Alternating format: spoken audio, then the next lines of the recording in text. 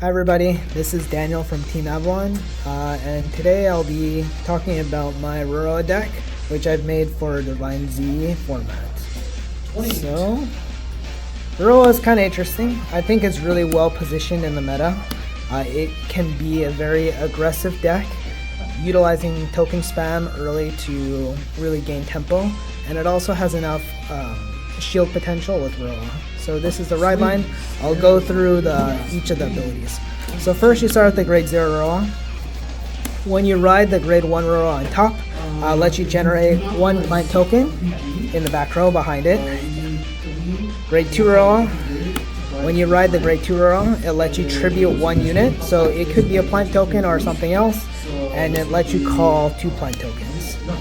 And grade 3 Rorowa, its skill is you can soul blast 1 card in the main phase and create 3 plant tokens. And it lets you tribute each of these tokens to gain 5,000 power. So every turn you can use the tokens for attacking power, and then during your opponent's turn you can just pop them for defensive shield. So the deck has enough power with token spam, and it also has enough defense with the grade 3. Next I'll go into some of the triggers. So the deck is very piece reliant. So I'm playing 4 draws, and I'm choosing to play this Stoicheia OT instead of red OT or blue OT, just because I think this one's a bit easier and better in many different situations. Then we have our 7 crits. 7 crits because I'm running 4 draws. And then we have our 4 heals. I'm choosing to run vanilla heals just because I feel it's more consistent overall. So that is the trigger lineup. Next we'll go into the grade 1s. So grade 1s, I have 4 Burrowing Mushroom. So Burrowing Mushroom skill, it lets you soul charge it to generate 2 plant tokens. So the tokens are really useful just for attacking and also for the defensive capability of the grade 1 Rorowa. Then I have 2 Rosarium Fairy. Rosarium Fairy lets you tribute 1 unit to call out 2 plant tokens. So once again, this is just facilitating early game rush. Then we have our 4 PGs, 1 Elementaria, just for stride decks and triple drive, and 1 Jewel Beast. Jewel Beast lets you put 2 cards from the ride deck back into the ride deck. It gets extra 15k shield, so it becomes a 20k shield. So this is the main token core engine. Then the really good grade 1, which made this deck quite powerful, is this card, Everspring Hunter Emerance. So Emerance is a promo which came out fairly recently.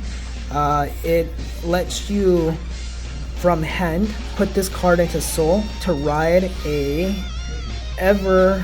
Iridescent Flash Rorowa from the deck. So basically it lets you, and this Iridescent Flash Rorowa, when it rides on top of the old Rorowa, it lets you generate 2 plant tokens, and these plant tokens, when they're retired, they let you draw. So you can use cards to retire the plant tokens, or even just on defensive to retire and draw.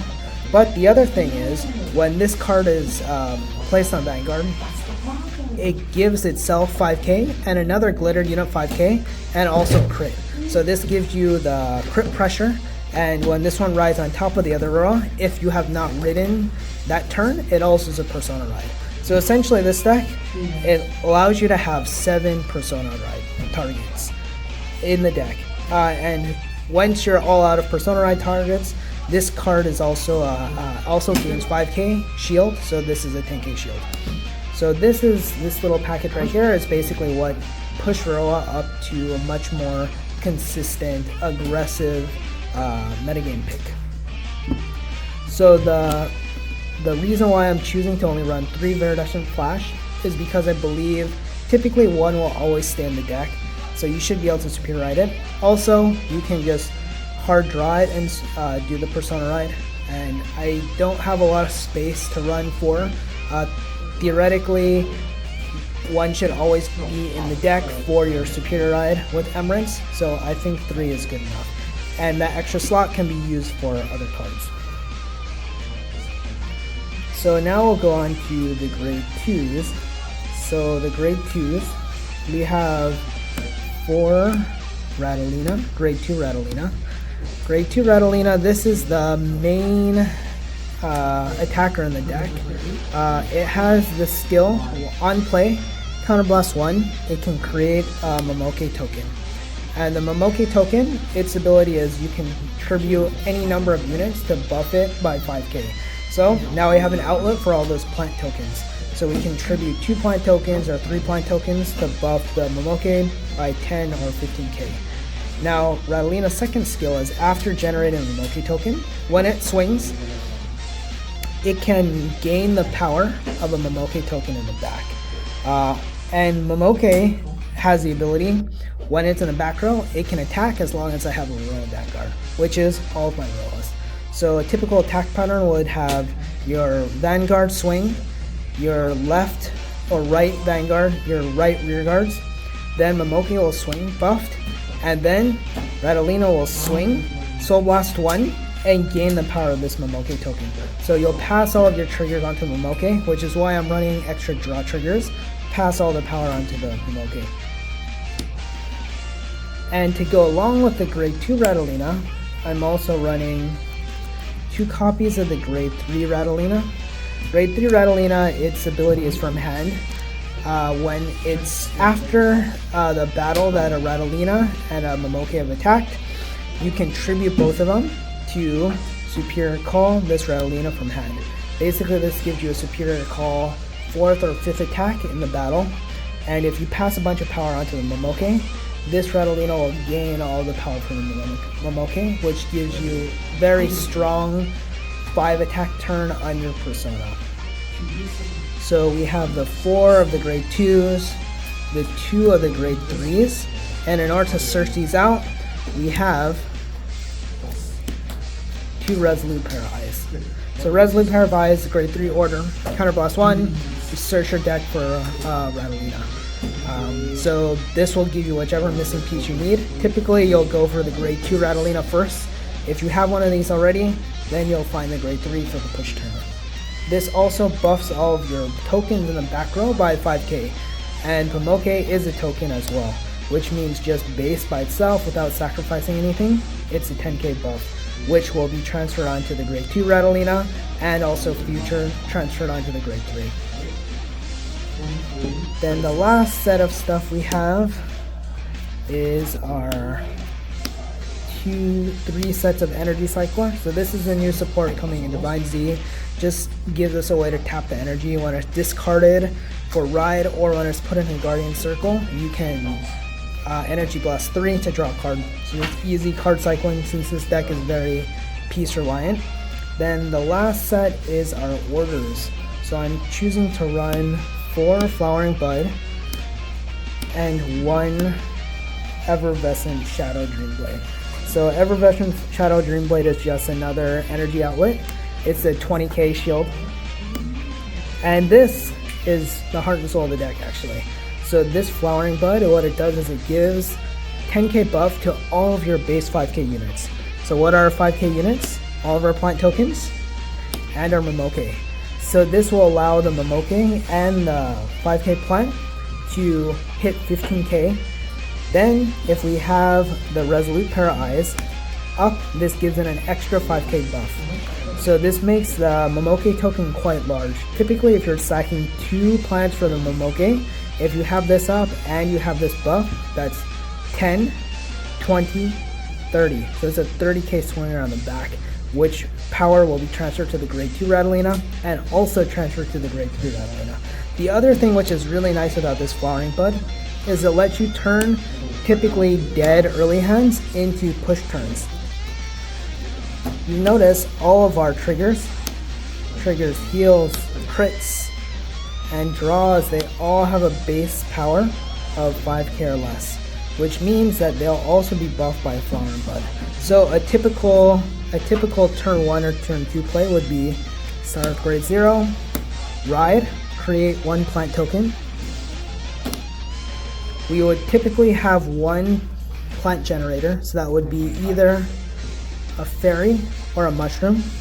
So let's say we have a mushroom. Mushroom will go in, generate 2 additional plants, plant and plant, and from here we can just slap down 2 triggers onto the field. Boom, and you can flower and bud. All of these buff by 10k, which makes these 15k columns, 30k columns here, and a 20k column here. Flower and bud, the other ability is when the attack hits, the card can return to your hand. So you're swinging for 30k, when it hits, this returns back to hand. This one can swing 30k, when this hits, it comes back to hand. This can be done with any trigger set. So this makes it so that your early rush turns are quite powerful. Now, that was a turn 1 play. Let's see how this would work out for turn 2. So if you're riding onto turn 2, you'll tribute 1 plant, and you'll make another plant. So we'll have 2 plants here. If you're able to find the grade 2 Ratolina, which is the main target that you'll be looking for, play the grade 2 Ratolina, pay the cost to create the Momoke token. Then Momoke can tribute, let's just say 1 plant. So we'll tribute 1 plant to buff it by 5k. If we have another mushroom, or if we had a fairy, let's just use a mushroom for example. If we had a mushroom in hand, we can soul charge it, create the 2 additional plants, and then now you can flower and bud. This is a 30k column, this is a 15k column. Now this Momoke got sacked with 1 5k buff, so it makes it 10k. This gives it another 10k, which makes it a 20k, which is hitting, even if the opponent hits a trigger on grade 2, it's hitting past 1 trigger. So you'll swing typically 30k column, this one will swing next, Vanguard swings. If you hit any triggers, you pass on to Momoke, then Momoke will swing, this will be 20 to 30k, then last, Ratolina will swing, Soul Blast, and it gets a power of this, so it will be anywhere from 30 to 40k. And this is super strong turn 2 push. So on turn 1 you can push, turn 2 you can push. If you have the flower and bud, it makes it much stronger. And then at that point the opponent will typically be at 3 to 4 damage, at which point you can close up the gap with the Viridescent Flash with the crit pressure and the multi-attacks from extra Ratolinas, grade 2 and grade 3. So typically that's how I would approach Rorowa and why I think it's quite strong in the meta. Basically, the whole point of this deck being strong comes down literally to these 2 cards and the Plant Rush. So if you guys like the deck, go ahead and try it out. It's quite powerful, very strong aggro deck. In my experience, it has been able to outrace Dolls and Rezial. Dolls is very strong defense once it gets set up late in the game. Rezial also gets quite set up late in the game with a lot of cards, but they have a lot of low card count early in the game.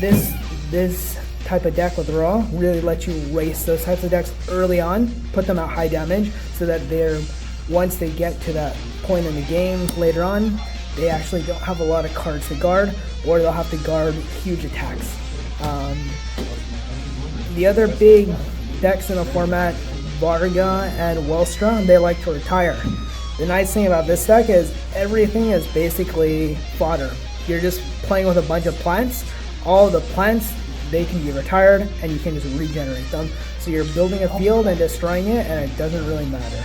So the deck is quite aggro, has a very good matchup into the meta, and going forward into set 2, there's cards which let you search out orders as well, and also buff plants, so I think it's quite well positioned going forward into set 2 as well. And then anyways, that's it. That's the deck profile. Hope you guys enjoy and try out the deck. Thank you, and take care.